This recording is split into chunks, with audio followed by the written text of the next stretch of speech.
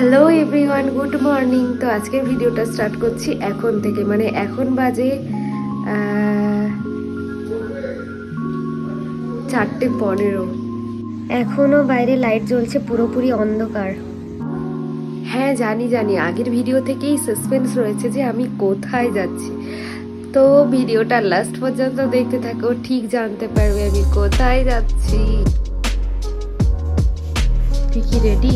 হ্যাঁ রেডি। আমি তো অনেক আগেই রেডি। আমার দেরি হয়ে গেল সবকিছু করে সংসার সামলে। হ্যাঁ বেরিয়ে পড়লাম সবাই মিলে, হাত পা জমে যাচ্ছে, এত বেশি ঠান্ডা। আরো কত হাঁটবো? সামনের ক্রসিং এ কি আছে? এই কি রে, তুই সানগ্লাস পরেছিস কেন রাত্রে বেলা? আমরা দূরে ট্রাভেল করবো তো সানগ্লাস পরবো। ভাইস নাকি?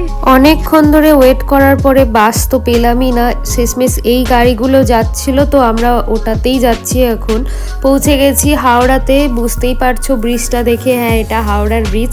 তো এখন স্টেশনে পৌঁছেই দেখছি আমরা আসার আগে ট্রেন চলে এসেছে। ট্রেনটা ফাইনালি ছাড়লো, আর দেখো পুরো সকাল হয়ে গেছে। আজকের দিনের ফার্স্ট কফিটা আমরা ট্রেনেই খেলাম, তো মোটামুটি একটা ছিল, খুব একটা ভালো বলবো না।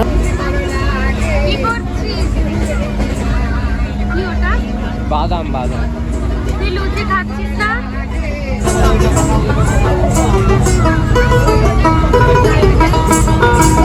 ভাবনে ভক্তি অনেক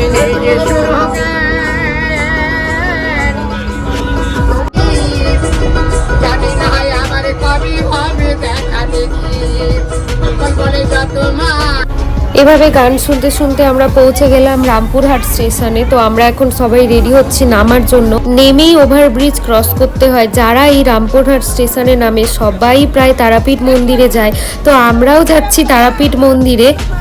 এখানে বাইরে বেরিয়ে গাড়িও বুক করা যায়, আর এরকম গাড়িগুলো থাকে এমনিও যাওয়া যায়। তো এখান থেকে পার হেড 40 টাকা করে ভাড়া পড়ে, তো আমরা তাই এরকম একটা গাড়ি নিয়ে নিলাম।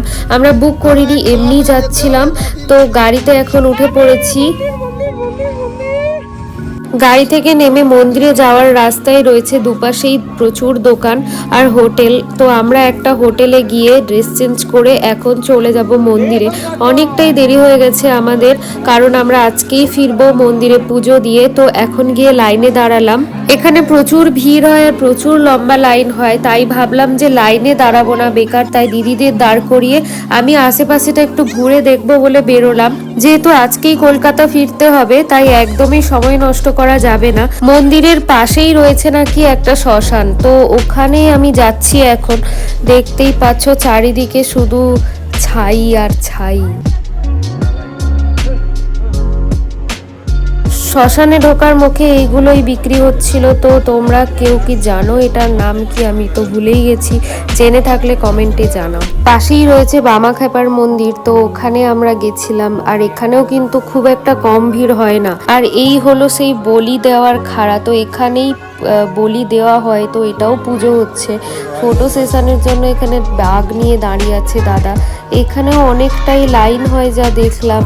ফিরে এসে দেখছি লাইন যেখানে দেখে গেছিলাম ওখানেই রয়েছে, কারণ কি মন্দির যেহেতু বন্ধ ছিল ওই জন্য লাইন একটুও কমেনি। এখন যেহেতু দরজা খুলেছে তাই সবাই একটু একটু করে এগোচ্ছে। যেখানে লাইনে দাঁড়িয়েছি পাশের দেওয়ালে দেখছি প্রথম মহাবিদ্যা থেকে দশম বিদ্যা পর্যন্ত মায়ের মূর্তির সাথে বিশ্লেষণ রয়েছে। মন্দিরের ভেতরে ফোন এলাও না, তাই সেভাবে কিছুই দেখাতে পারলাম না। আর এখানে রয়েছে ধূপ আর মোমবাতি জ্বালানোর জায়গা। তো ফাইনালি 4 ঘন্টা লাইনে দাঁড়ানোর পরে আমাদের পুজো দেওয়া শেষ।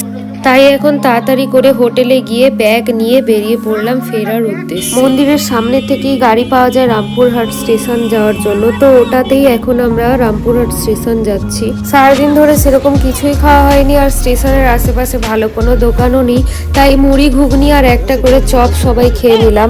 এত তাড়াহুড়ো করে এসেও কোনো লাভ হলো না। স্টেশনে এসে দেখছি সময় পেরিয়ে যাচ্ছে, তাও ট্রেনের কোনো দেখাই নেই। যাই হোক, শেষমেশ ট্রেন এলো। দিনের শেষে এতই ক্লান্ত ক্লান্ত সবাই, যাওয়ার সময়টা প্রায় ঘুমিয়েই কেটে গেল। হাওড়ার প্রায় কাছাকাছি চলে এসেছি, তাই ট্রেনটাও আস্তে আস্তে ফাঁকা হচ্ছে। এখন বাজে প্রায় রাত্রি 11টা, কিন্তু ভিড় দেখে মনে হচ্ছে যেন স্টেশন থেকে বেরিয়ে বাসে করে বাড়ি ফিরে ডিনার করলাম। আর ডিনারে ছিল পনির, রুটি আর গাজরের হালুয়া। তো আজকের ভিডিওটা এটুকুই, দেখা হচ্ছে পরের ভিডিওতে। সবাই ভালো থেকো, সবাই।